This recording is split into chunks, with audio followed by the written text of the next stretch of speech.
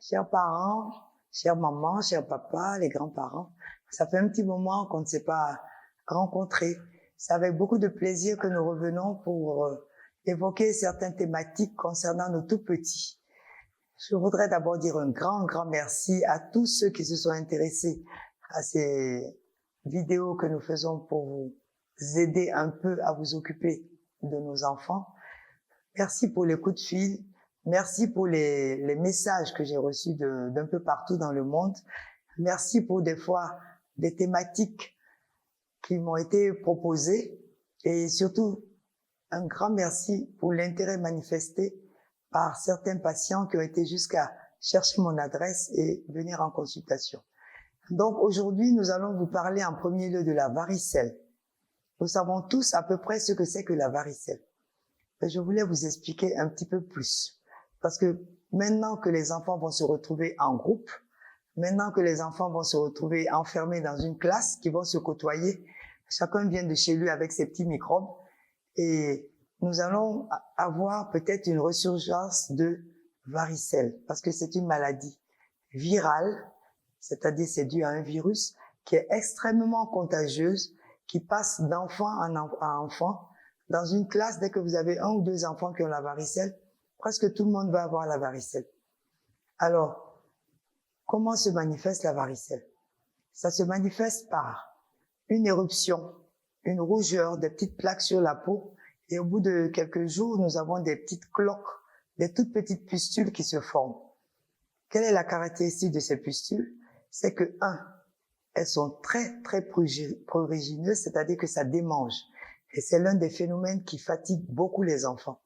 Ils se grattent, ils se démangent vraiment à en pleurer. Ensuite, dans la varicelle, nous avons la fièvre. La fièvre qui peut même débuter quelques jours avant l'apparition des premières vésicules. Alors, cette fièvre, on est des fois désemparés, on ne sait pas pourquoi ça se passe. Alors, on va me demander, mais pourquoi une telle contagion?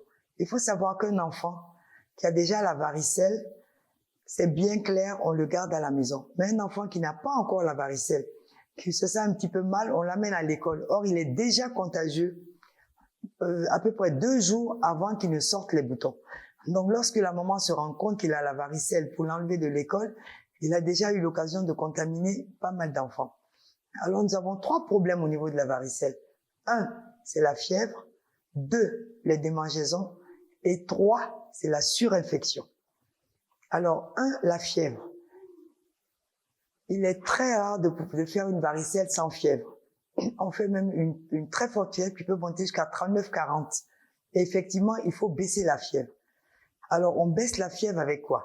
Avec du paracétamol.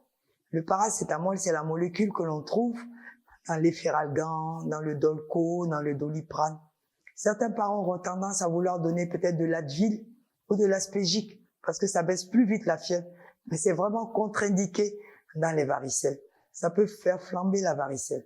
Alors pour la fièvre, vous n'avez qu'une seule possibilité, c'est donner du paracétamol et utiliser les moyens physiques. Je veux dire, mettre l'enfant dans un environnement bien frais, éventuellement si on peut mettre le climatiseur, et le faire des compresses ou prendre une serviette trempée dans de l'eau et pour essayer de faire baisser la fièvre, quitte à des fois lui donner un bain. Alors pour les démangeaisons, ça c'est le deuxième problème qui gêne énormément les parents et qui gêne aussi beaucoup l'enfant parce qu'il crie, il pleure, il dort pas. Et c'est vraiment très embêtant. Alors pour les démangeaisons, nous n'avons pas de médicaments spécifiques qui vont calmer immédiatement les démangeaisons. Mais nous avons ce qu'on appelle les antihistaminiques. Je pense que tout le monde connaît, qu'on utilise un peu dans les rhumes, dans les toux, du genre Aérus, Allergus, sans vouloir faire de publicité. Le Phénergan, on les appelle des antihistaminiques, qui peuvent, dans une certaine mesure, calmer les démangeaisons. Et pour éviter, pendant les démangeaisons, que l'enfant se surinfecte, dès qu'un enfant a la varicelle, le premier réflexe, c'est lui de couper les ongles bien ras et qu'il ait les mains bien propres. Parce que plus il va se gratter, plus il y a des risques qu'il apporte une infection. Et s'il y a une infection, effectivement, la varicelle qui doit évoluer en 10 jours peut se compliquer avec du pus et même avec une encéphalite, c'est-à-dire ça peut aller jusqu'au cerveau et laisser même parfois des handicaps. Mais on ne voit pas souvent ce genre de problème, mais ça existe.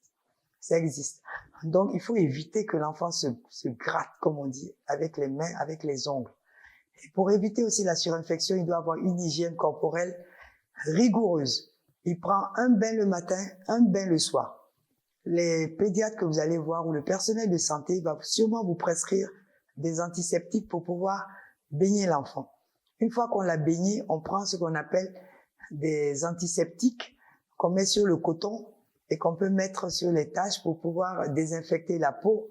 Et des fois, on met même de l'éosine. On voit des enfants qui sont tout rouges parce qu'on leur a mis de l'éosine pour pouvoir sécher les lésions de varicelle.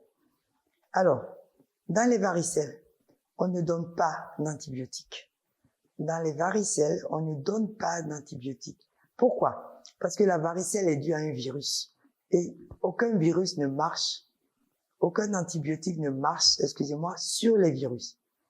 On peut donner exceptionnellement lorsqu'on a une surinfection, lorsqu'un enfant vit dans un milieu un petit peu défavorisé où l'hygiène n'est pas stricte, ou des fois quand ce sont des tout petits, il y a un antibiotique qu'on peut donner, c'est, en guillemets, l'amoxicilline acide clavulanique.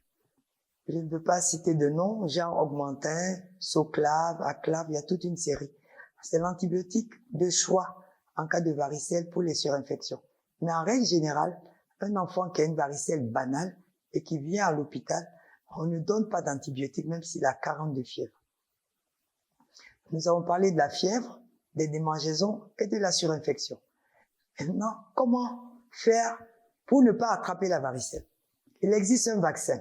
Alors vous allez me demander, mais pourquoi vous ne vaccinez pas tous les enfants? Non, on ne vaccine pas tous les enfants parce qu'on préfère qu'ils fassent leur immunité naturelle. C'est vrai qu'aux États-Unis, par exemple, le vaccin de la varicelle se fait. En France, ça ne se fait pas tout le temps. Ça se fait dans des cas vraiment où l'enfant a une immunité, c'est-à-dire qu'il n'arrive pas à se défendre. Les cas de cancer, de grosses maladies chroniques, on peut les vacciner contre la varicelle. Mais en général, on laisse les enfants faire leur varicelle parce qu'ils acquièrent une immunité. C'est-à-dire qu'ils sont protégés pratiquement toute leur vie. Mais sinon, même à Abidjan, on peut trouver le vaccin de la varicelle en pharmacie. Alors, le vaccin peut se faire en 12 et 15 mois et on fait un rappel vers 4 ans et 6 ans.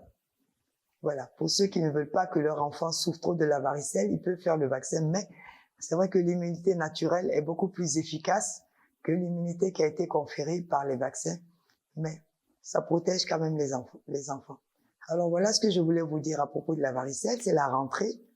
Donc on va essayer de faire attention à nos petits et dès qu'on voit des signes de fièvre avec des boutons, avec de l'eau, gardez les enfants à la maison. Ils doivent rester à la maison minimum 10 jours parce qu'ils sont contagieux jusqu'à ce que ces lésions sèchent et qu'il y ait des croûtes. Ils restent toujours très contagieux. Donc, pas de piscine, pas de jardin, pas de contact, pas de fête avec les autres enfants. Ils restent strictement à la maison. Et à la maison, s'il y a des frères et sœurs, on va essayer de les mettre un petit peu loin pour ne pas qu'ils se contaminent, mais c'est très difficile parce que la varicelle se contamine même par les surfaces souillées, par le linge, par les contacts, etc. Voilà un petit peu, chers parents, ce que je voulais vous dire sur la varicelle. Donc, ce n'est pas une maladie grave. C'est une maladie qui est très embêtante pour les parents à cause de la fièvre et pour l'enfant à cause des démangeaisons. Mais ça fait partie des maladies infantiles et qui se soignent tranquillement et même sans traitement, ça guérit. Et vous savez que nos mamans africaines ont aussi leurs petits traitements avec du kaolin, avec des feuilles, ce qui permet de sécher un petit peu les cloques. On n'est pas contre, mais il faut que tout ça soit fait dans un cadre d'hygiène très respecté. Voilà, je vous remercie. J'espère que ça vous aura été utile de savoir un petit peu ce que c'est que la varicelle et ne pas en avoir trop peur. Merci et à très bientôt pour une nouvelle thématique.